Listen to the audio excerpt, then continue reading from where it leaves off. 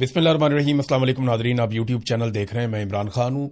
अच्छा खासा अमन मुआहिदा हो रहा था और चीज़ें बेहतरी की तरफ जा रही थी। किस तरीके से डोनाल्ड ट्रंप ने सारे मामले को ख़राब कर दिया, आसिम मुनीर साहब की मेहनत कैसे ज़ाया हो गई, ये मैं आपको बताता हूँ अभी थोड़ी देर में। लेकिन सबसे पहले मैंने एक सर्वे करवाया था, क्योंकि आलमी सतह पर कुछ पाकिस्तान की रेलिवेंस बड़ी है और वो पाकिस्तान की वजह से बड़ी है और अमेरिका की वजह से भी बड़ी है, क्योंकि अमेरिका पाकिस्तान पे बहुत ट्रस्ट कर रहा है। दूसरा, पाकिस्तान इस खित्ते में एक ऐसा मुल्क है जो इस जंग का हिस्सा नहीं था, तो पाकिस्तान को यह मौका मिला कि पाकिस्तान जंग बंदी के लिए अपना किरदार अदा कर सकता है। डोनाल्ड ट्रंप को फेस सेविंग के लिए पाकिस्तानी सियासी और मिलिट्री क़यादत से बेहतर कोई और मिला नहीं, तो पाकिस्तान को यह मौका मिल गया और उसकी पजीराई भी पाकिस्तान को मिली, जो मिलनी भी चाहिए थी। पाकिस्तान ने मेहनत भी की इस सिलसिले में। तो ये रोला डाल दिया पाकिस्तान में बहुत सारे टाउटों ने और बहुत सारे लोगों ने कि जनाब इमरान खान की मकबूलियत खत्म हो गई, इमरान खान किस्सा पारीना हो गया। आज तो जो है वो कॉलम भी लिख दिए गए अखबारात के अंदर कि जनाब इमरान खान को तो अब लोग भूल गए हैं, अब तो जनाब इमरान खान को लोग याद ही नहीं रखते, अब तो रेलिवेंसी जो है वो उन लोगों की है जिनकी हुकूमत है या रजीम जिनके कंट्रोल में है। तो जो सबसे रजीम का मकबूल और ताकतवर आदमी है वो तो फील्ड मार्शल आसिम मुनीर है। तो उनके साथ इमरान खान की मकबूलियत का एक मुवाजना करने के लिए हमने सर्वे करवाया और ये सर्वे का रिजल्ट सारा का सारा सोशल मीडिया में पड़ा हुआ है, आप जाके वहां देख सकते हैं। बड़ा आसान है। अच्छा, अब हम जब सर्वे करवाते हैं ना, माजी में हम सर्वे करवाते थे, पोल करवा लेते थे, तो पोल के अंदर हमने नोट किया कि दो नंबरी होना शुरू हो गई। वो कैसे? बॉट्स को इस्तेमाल किया जाता था पॉलिटिकल पार्टीज की जानिब से। यानी अगर पाकिस्तान तहरीक-ए-इंसाफ के पास ज्यादा पैसा है या वो बॉट्स को ज्यादा खरीद सकते हैं, पे कर सकते हैं, तो वो पोल जीत जाएंगे। PMLN के पास है तो वो जीत जाएंगे, फील्ड मार्शल आसिम मुनीर के पास है तो वो भी जीत जाएंगे। तो ये इस तरीके से ये पोल के अंदर दो नंबरी होती थी, लेकिन कमेंट्स के अंदर हो नहीं सकती। हाँ, आप जाली अकाउंट्स को इस्तेमाल कर लेते हैं, फेक अकाउंट्स आप बनाकर इस्तेमाल कर लेते हैं, लेकिन जब कमेंट्स के अंदर पोलिंग होती है तो उसमें बड़ा मुश्किल होता है कि बड़े पैमाने पे कोई असरअंदाज हो। यानी 5-10% असरअंदाज हो सकता है कोई, इससे ज्यादा या हो सकता है 20% हो जाए, 25% हो जाए, इससे ज्यादा असरअंदाज होना मुमकिन नहीं होता। जितना पोल बड़ा होता जाता है उतनी ज्यादा उसमें धांधली का इम्कान कम होता चला जाता है। तो हमने पोल करवाया, ये मैं आपके सामने पोल रखता हूं सबसे पहले, और ये सिर्फ हमने नहीं करवाया, ये बहुत सारे लोगों ने करवाया। अभी तक जो हमने पोल देखे हैं सोशल मीडिया पे इस दावे के बाद कि इमरान खान साहब की मकबूलियत खत्म हो गई है, उनकी तादाद लगभग 1000 के करीब है जो पोल्स हुए हैं, और सबके नताइज लगभग यही है जो मैं आपको अब नतीजा सुनाने वाला हूं। तो अवामी सर्वे हमने करवाया, इमरान खान बमुकाबला फील्ड मार्शल आसिम मुनीर। एक तो मैं पहले सबसे माफी चाहता हूं, ये सरकारी मुलाजिम के साथ मैंने कौमी लीडर का मवाजना किया, लेकिन इसके अलावा रास्ता कोई नहीं था। यानी नवाज शरीफ साहब का बनता नहीं है इसमें, वो बिल्कुल इररेलेवेंट है। शहबाज शरीफ जो है वो खुद एक मुलाजिम है, तो उनका कोई किरदार है ही नहीं बीच में। तो जिस आदमी के कंट्रोल में सारी चीजें हैं पाकिस्तान की, उसी के साथ ही मवाजना किया जा सकता था। जिनकी गुड्डी सारे चढ़ा रहे हैं या जिनकी बात सारे कर रहे हैं, उन्हीं के साथ करना था, मजबूरी थी, वरना एक सरकारी मुलाजिम का एक अवामी लीडर के साथ मैं कभी भी मुकाबला ना करवाता। बहरहाल सवाल हमने ये पूछा कि आजकल टाउटों ने मकबूलियत का बड़ा रोला डाला हुआ है, चले पाकिस्तानियों से सर्वे करवा लेते हैं, आपको इन दोनों में से कौन पसंद है। सवाल यह था कि आपको इन दोनों में से कौन पसंद है। इमरान खान के लिए 1 और आसिम मुनीर के लिए 2 टाइप करें और 24 घंटे के बाद रिजल्ट जारी किया जाएगा। अब जनाब जो हमारे पास लोगों के वोट आए हैं वो लगभग 25,000 से भी क्रॉस कर गए अब तक, तो यानी अब तो मेरे ख्याल में 30,000 के करीब पहुंचने वाले होंगे। बहुत बड़ी तादाद में लोगों ने वोटिंग की है इसमें, और जो कुल तजरिया शुदा ट्वीट्स हैं, यानी जो लोगों ने इसके ऊपर वोट डाले हैं, नीचे लोगों ने जो कमेंट किए हैं, वो टोटल है जी 26,793 जिस वक्त हमने इसको नतीजे को निकाला। अब तो ये और ऊपर चले गए होंगे। तो 26,793 लोगों ने अपनी राय का इजहार किया। जो नतीजा निकला, मेरा चैलेंज है कोई भी अपने आर्टिफिशियल इंटेलिजेंस के टूल के जरिए से या गिनती करके इसको देख ले, नतीजा यही निकलेगा। लगभग 1-आधा% ऊपर नीचे हो गया तो हो गया, क्योंकि अभी वोटिंग हो रही है। और हमने एक काम किया है कि 1 और 2 की ऑप्शन हमने दी थी, तो अगर किसी अकाउंट ने मल्टीपल टाइम 1 का ऑप्शन दबाया, यानी इमरान खान को मल्टीपल टाइम वोट डालने की कोशिश की, तो हमने अपने आर्टिफिशियल इंटेलिजेंस टूल के जरिए से उसको माइनस कर दिया। और अगर किसी अकाउंट ने मल्टीपल टाइम आसिम मुनीर के लिए 2 टाइप करने की कोशिश की तो उसको भी माइनस कर दिया। जिन लोगों ने गालम गलोच की है उनको भी इससे बाहर निकाला गया है। तो नताइज कुछ इस तरह है कि 93.1% इमरान खान की मकबूलियत यानी लोग इमरान खान को पसंद करते हैं जिन्होंने 1 का ऑप्शन लिया है, और जिन्होंने 2 का ऑप्शन लिया वो 6.9% है, यानी फील्ड मार्शल आसिम मुनीर को पसंद करने वाले। अच्छा, इन अकाउंट्स का हमने तज्जिया किया जो फील्ड मार्शल आसिम मुनीर को पसंद कर रहे हैं, तो ये पीपल्स पार्टी, पीएमएलएन और फजल रहमान की पार्टी के अकाउंट्स हैं जो इमरान खान के मुकाबले में आसिम मुनीर को पसंद कर रहे हैं। बाकी पॉलिटिकल पार्टी भी आसिम मुनीर साहब को पसंद कर रही हैं, लेकिन 93.1% लोग इमरान खान को पसंद कर रहे हैं। अल्फाज का इस्तेमाल, इसमें लफ्ज इमरान खान जितनी मरतबा टाइप किया गया जवाबात में वो 82.0% यानी 82% है, और ये इमरान खान का लफ्ज इस्तेमाल किया गया, और लफ्ज आसिम मुनीर जो इस्तेमाल किया गया वो 18% तक ये लफ्ज इस्तेमाल किया गया। 82% इमरान खान का लफ्ज बोला गया और 18% आसिम मुनीर का लफ्ज जो है वो टाइप किया गया। अच्छा जी, पाई चार्ट आप देख लें, इसमें आपको ये नजर आ जाएगा, ये रेड वाला सर्कल का हिस्सा है ये इमरान खान को पढ़ने वाले वोट हैं, और ये जो ग्रे वाला सर्कल का हिस्सा है छोटा सा, ये आसिम मुनीर साहब को पढ़ने वाले वोट हैं। और जनाब नामों के तस्करे वाला भी आप ले लें पाई चार्ट, इसमें इमरान खान का नाम चाहे तनकीद के लिए लिया चाहे तारीफ के लिए लिया, और आसिम मुनीर का नाम चाहे तनकीद के लिए लिया चाहे तारीफ के लिए लिया, तो कितना रेलिवेंट है इमरान खान के 82% इमरान खान और 18% आसिम मुनीर। तो जनाब ये रिजल्ट था, ये मैंने आपके सामने रख दिया। अब आ जाए आप, यानी मैं ये तसल्ली करवाना चाहता हूं कि सरकारी मुलाजिम कभी भी पॉलिटिकल लीडर का मुकाबला नहीं कर सकता। ये ज़ियाउल हक बंदूक की नोक के ऊपर आकर बैठा हुआ था, अयूब खान ने बंदूक के बलबूते के ऊपर यहां पे रूल किया है, मुशर्रफ ने भी यही किया है। बाजुआ का नाम लेने वाला आज मुल्क में कोई नहीं है। आसिम मुनीर साहब जिस दिन रिटायर होंगे खत्म हो जाएंगे, कोई इनका पूछेगा भी नहीं। लियाकत अली खान को, जुल्फिकार अली भुट्टो को, फातिमा जिन्ना को, बेनजीर को लोग आज भी याद रखते हैं। नवाज शरीफ का नाम भी जिंदा रहेगा, मुशर्रफ का नाम नहीं रहेगा, ये हम अच्छी तरह जानते हैं। और आसिम मुनीर साहब का नाम भी ऐसे ही खत्म हो जाएगा जैसे जनरल बाजवा लैट्रीन में गिरे, कोई उनका नाम लेने वाला ही नहीं है, कोई उनका पूछने वाला ही नहीं है। हमें एक भी मैसेज नहीं आता कि यार पता करके बता दें कि क्या बना जनरल बाजवा का, वो जब से लैट्रीन में गिरे हैं तब से लेकर अब तक कुछ समझ नहीं आ रही कि उनका क्या बना। जबकि इमरान खान के बारे में हमें रोजाना मैसेजेस आते हैं कि जनाब उनके बारे में अपडेट करें। मैंने जेल से, अडयाला जेल से कुछ अपडेट्स ली हैं जो लोग गए थे, और ये अपडेट्स मैं आपके साथ शेयर करूंगा कि अडयाला जेल में क्या हुआ, किस तरह हुआ, ये मैं वीलॉग के आखिर में आपको बताता हूं।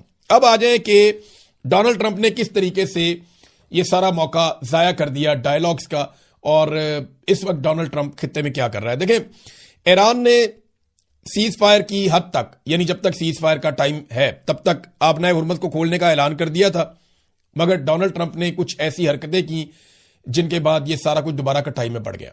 2 चीजें डोनाल्ड ट्रंप ने ऐसी की, एक उन्होंने कहा जी आबनाए हुर्मुज़ तो ईरान ने खोल दिए, हम उनका शुक्रिया अदा करते हैं, लेकिन हम अपना मुहासरा जारी रखेंगे, यानी जो ब्लॉकेज अमेरिका ने किया हुआ है वो जारी रहेगा। अब ईरान जो चीज मैदान जंग में नहीं हारा उसे मुज़ाकरात में कैसे हार दे।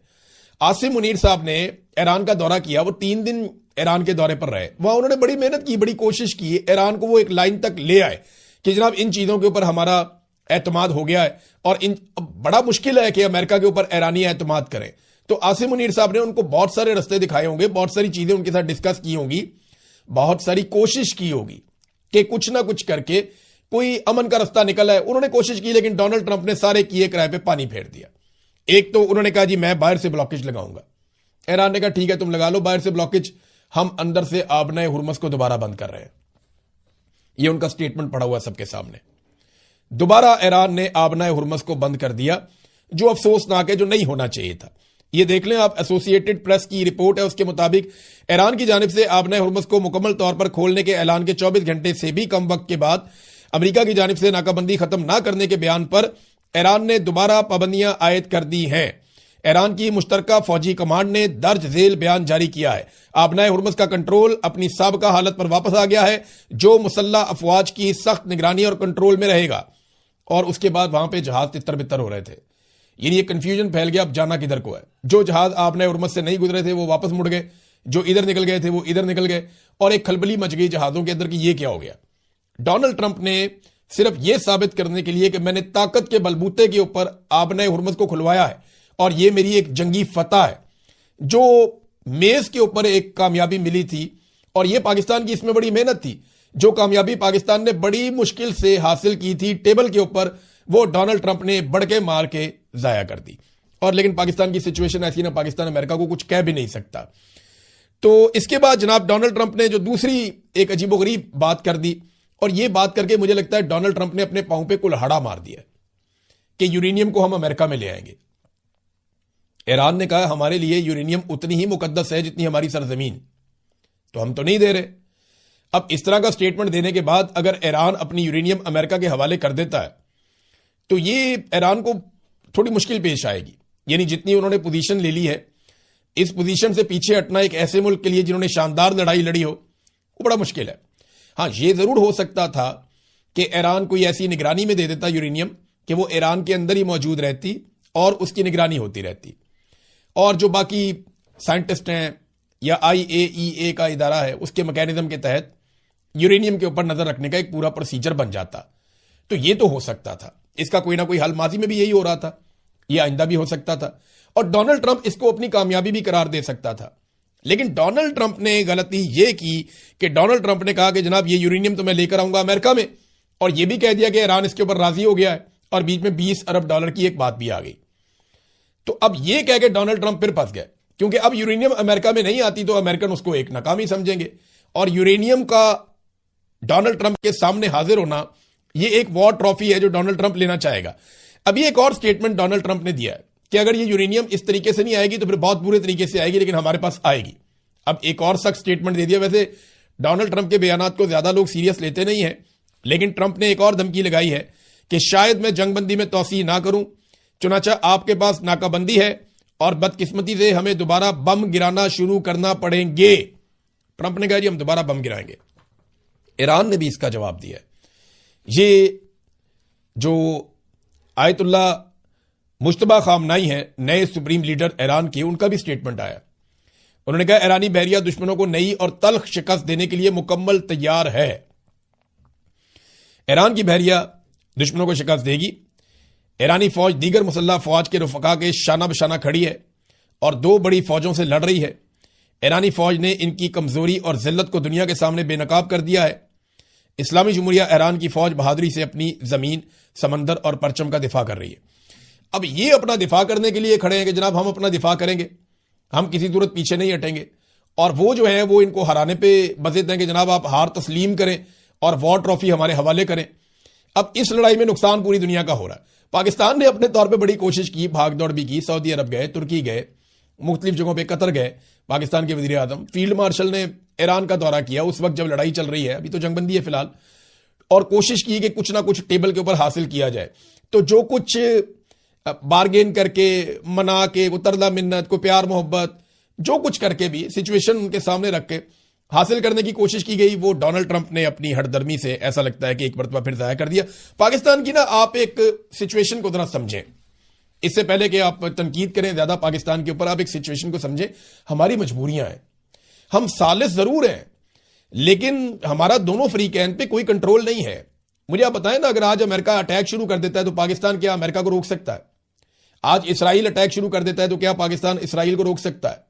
आज अगर ईरान वापस अमेरिका को जवाब देना शुरू कर देता है, या वो हमला कर देता है, या कोई बड़ा कदम उठा लेता है, तो क्या हम ईरान को रोक सकते हैं? हमारी सिचुएशन जो है वो एक ऐसे फरीक की है जो दोनों को सहूलतकारी दे सकता है। हम दोनों को ये कह सकते हैं जनाब आप बैठ जाएं, हम दोनों को बिठा सकते हैं, नतीजे पर उन्होंने खुद ही पहुंचना है। और इस वक्त दोनों को जो है वो फेस सेविंग की जरूरत है, खासतौर पर अमेरिका को। अब अमेरिका जिस तरह की फेस सेविंग चाहता है, या डोनाल्ड ट्रंप को जिस तरह की फेस सेविंग चाहिए, वो अगर ईरान देता है तो ईरान के लिए वो एक बहुत बड़ी प्रॉब्लम है, क्योंकि उन्होंने अपना सुप्रीम लीडर आयतुल्ला अली खामनाई शहीद करवाया, उन्होंने अपना आर्मी चीफ, उन्होंने अपने बहुत सारे साइंटिस्ट, उन्होंने अपने बहुत सारे सियासतदान, अली लारजानी आपके सामने कितना मकबूल आदमी था ईरान के अंदर, ये सारे उन्होंने शहीद करवाए। और उनके वहां पे छोटी छोटी मेनाब स्कूल की बच्चियां शहीद हुई इस लड़ाई में, तो उनके लिए भी प्रॉब्लम बहुत बड़ा है। तो ये लॉक लगा रहेगा। यहां पे ना डोनाल्ड ट्रंप को कुछ थोड़ी सी लचक दिखानी पड़ेगी, लेकिन आपको ना नियतों पे भी नजर रखनी पड़ती है ऐसे माहौल में, क्योंकि रशिया ने एक वार्निंग जारी की है। मॉस्को ने खबरदार किया। किस चीज से खबरदार किया ये जरा आप देख लें। मॉस्को ने तेहरान को खबरदार किया, यानी अमेरिका के हवाले से ईरान को मॉस्को ने या रशिया ने उन्होंने खबरदार कर दिया। रशिया ने ईरान को बताया कि अमेरिका की मुमकिना फौजी हिकमत अमली से मुतालिक एक और वार्निंग जारी कर दी उन्होंने। जो दावा है वो ये है कि पेंटागन खित्ते में अपनी फौजी मौजूदगी तेजी से बढ़ा रहा है, जिसमें हजारों अहलकार, फिजाई असासे और बहरी जंगी जहाज शामिल है। इस खित्ते के अंदर अमेरिका लगातार अपनी फौजी ताकत को बढ़ाता चला जा रहा है। इस सारी नकलो हरकत का वक्त खित्ते में बढ़ती हुई कशीदगी और जंगबंदी की मुद्दत के खात्मे के साथ जुड़ा हुआ है, जिससे सूरत-ए-हाल मजीद हिसास हो गई है।